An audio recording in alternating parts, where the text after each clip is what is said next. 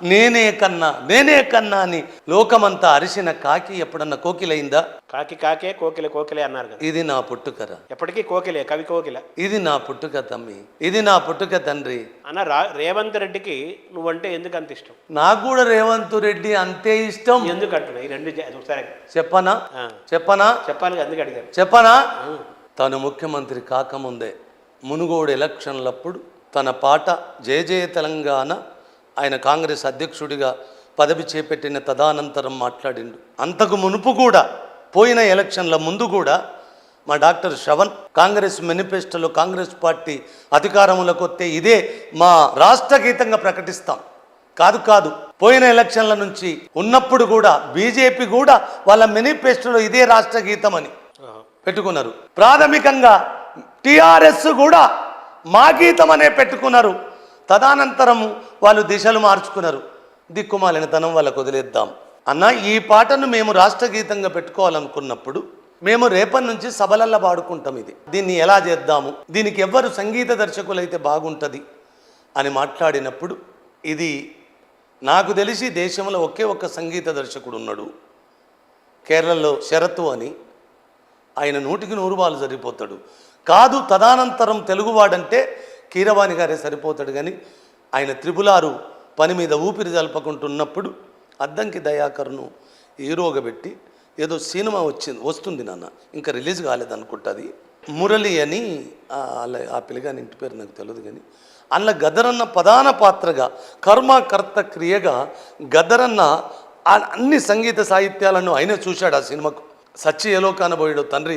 నేను ఇప్పుడు తలుచుకుంటున్న తలపోతగా నేను అన్నా గుండె నిండుగా కృతజ్ఞత చెప్తున్నా.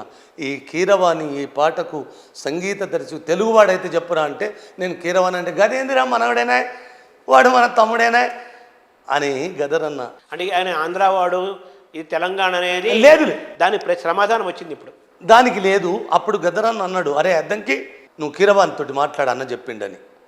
ఆయన కొద్దిగా ఆరోగ్యం అటు ఇటు ఉన్నప్పుడు ఇబ్బంది అవుతుంది ఆయనకు. అయినా వాడు నా పాటను అవమానించిండు, నా పాట కవులను అవమానించిండురా. ఈ పాట తల వంచలే ఏ రోజు, రేపు కూడా వంచొద్దు.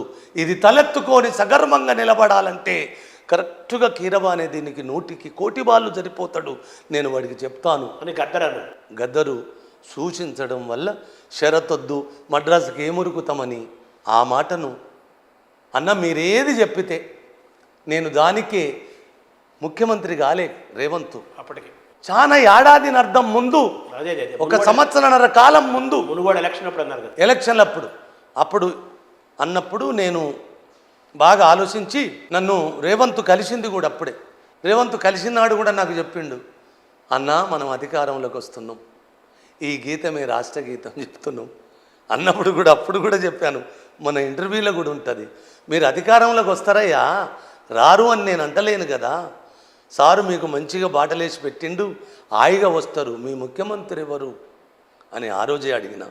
అన్న దాన్ని కూడా వెనకసి వదిలేద్దాం, ఇదే మన పాట, ఇది ఏం చేస్తావో నువ్వు చెయ్యి, దానికి సమయం వచ్చినాడు పిలుపు వస్తుంది నీకు, ఆ రోజు మాత్రం కాదనకు అనే నేపథ్యంగా అన్నప్పుడు సంవత్సరన్నర కాలములో మేము కలిసింది ఒకేసారు నాన్న.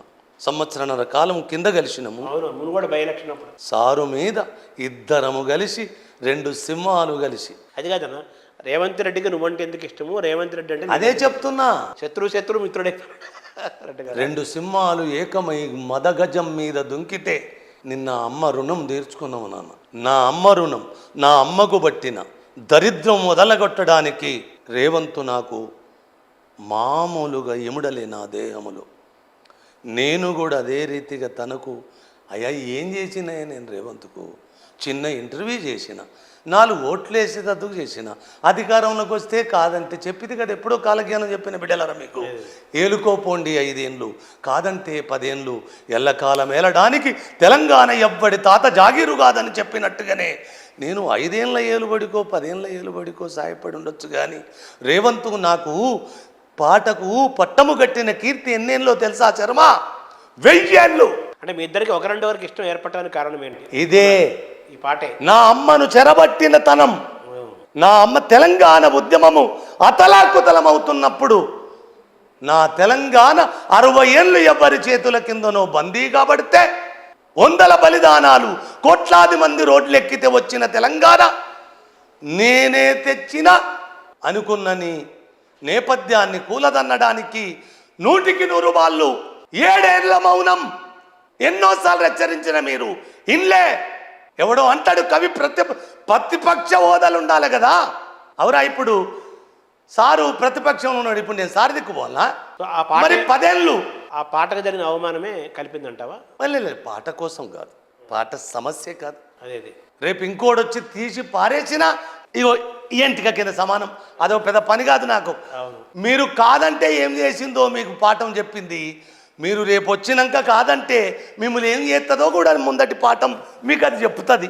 అదే అదే నానా కై కట్టడమే నాకు తెలుసు, అది ఉంటదా పోతదా అన్న బాధ నాకు ఉండదు. అంటే మీ ఇద్దరి ప్రేమ కడుగుతున్నారు మూలం. అక్కడ మూలము మేము కలిసిన సమయం కలిసి వచ్చింది. మేము కలిసిన సమయం ఆ ముహూర్త బలం బాగుంది, మామూలుగా కాదు. అదే మా అమ్మకు సారు కబంధ హస్తాల నుంచి పగులగొట్టి మా అమ్మకు స్వేచ్ఛ యుతగాలులకు జనాలకు మీరు కట్టిన కంచెలను మీరు కట్టిన శాసనాలను కూలదన్నిన నేపథ్యాన్ని ఎందుకు కొట్టొద్దురా మరి నేను.